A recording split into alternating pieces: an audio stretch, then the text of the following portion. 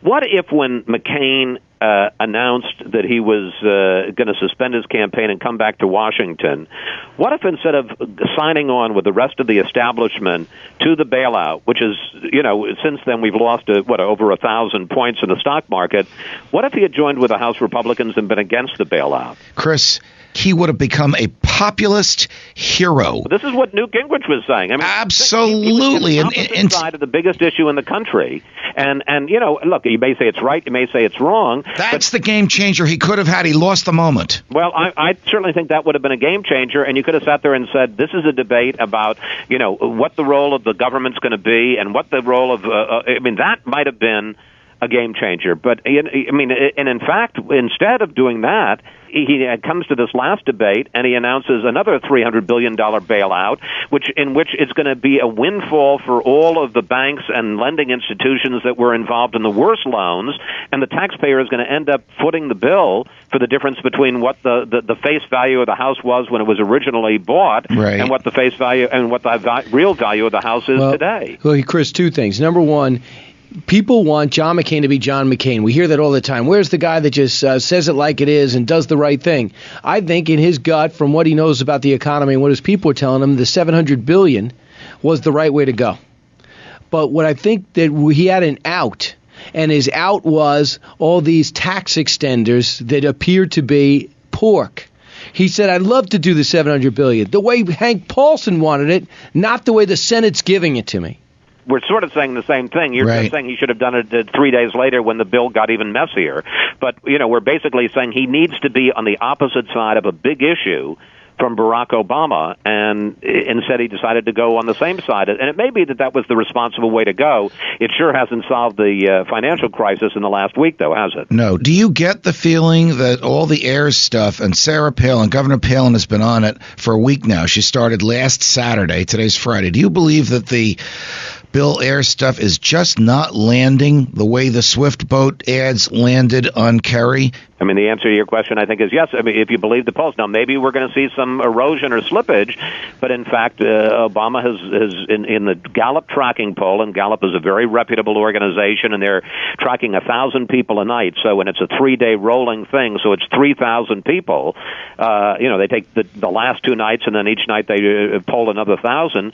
Obama has been out to an 11-point lead for the last several days. At the height of all the Sarah Palin attacks on William Ayers and people chanting about terrorists. And again, I'm not saying it's a legitimate issue or an illegitimate issue. I'm just saying it doesn't seem to be working. What was your opinion of the frustration visited upon Tom Brokaw and the manner in which he addressed it when Obama and McCain wanted to reply to each other's replies? You've been in that situation. What do you do? Well, I've been in debates. I haven't been in a presidential debate.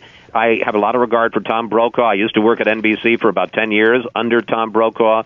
I thought he did not do a very good job in the debate, and really 2 reasons. First of all, I mean, if there's ever anything that's going to say to you, it's a town hall meeting. It turned out that Tom Brokaw asked more questions than the people did, than the crowd did. I mean, how nuts is that? And then secondly, when they finally, at a couple of points, wanted to mix it up, Brokaw sits there and goes, oh, no, we got the rules. You can't do that. I mean, how nuts is that? It's a debate between these 2 guys. If they wanted to sit there and argue, I mean, that's what Jim Lehrer had been pleading for in the first debate, that they would confront each other. Now they're actually doing it, and Brokaw's saying, no, your time is up. Yeah, I didn't know, since you have done this before, I didn't know if that's almost, is that outside your auspices as the moderator? For example, when you become the moderator, do you swear by the power vested in you that you'll hold up to the rules they agreed to? I mean, do you actually have the ability to say, I'm throwing these rules out? No, look, are you supposed to go by the rules? Absolutely. But I'll say to the judge, I don't think they're going to put you in TV jail. Right. I mean, what are they going to do? I think if you guys, say, look, we got some rules. Do you guys want to respond to each other? And if they both say yes, you're off the hook. If Brokaw had been creative, just as you suggested, Chris, I think we would be reviewing his behavior a lot more favorably today. But the other thing is he asked too darn many questions. One of the things I loved about Jim Lehrer in the first debate, I don't remember a single thing he said in the first debate, and that's ideally what you want, is you want the moderator in a presidential debate to disappear. It's not about him. It's not about how clever his question was or nailing somebody. You just want him to almost say, Afghanistan, and just shut up and let the guys talk about Afghanistan for 4 minutes. I mean, the point shouldn't be about your questions. The point should be about their answers. Chris, you're a student of the history of presidential elections. Can you remember the last time that a presidential campaign bought 30 minutes of network time in the week preceding the election? I don't. Well, I know. We go back to Nixon or Ford for that? I don't say this because I specifically remembered it, but I've seen some stories since. Ross Perot did it in '92, and I can remember in the old days that it was fairly routinely done. I think Nixon and Humphrey did it in '68 or something, but it used to be done. And let's face it, Obama's got the money to do it. He's not taking public financing, and he's now apparently bought a half an hour the week before the election, and they're going to run a half an hour, and I don't know that it'll get much of an audience, but if he's got the money to do it, why not do it? Al Franken in Minnesota against Senator Coleman has gone from 9 points down to 5 points up. No, that's right. It's unbelievable. Listen, one of the things I'm going to be doing election night is I'm going to be calling the Senate and the House races. There is a real possibility. I mean, talk about hang on to your hats.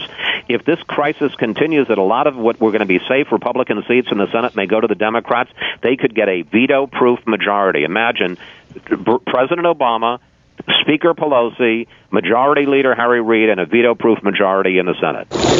They don't cover everything, just everything that matters. You're with Kilmeade and Napolitano.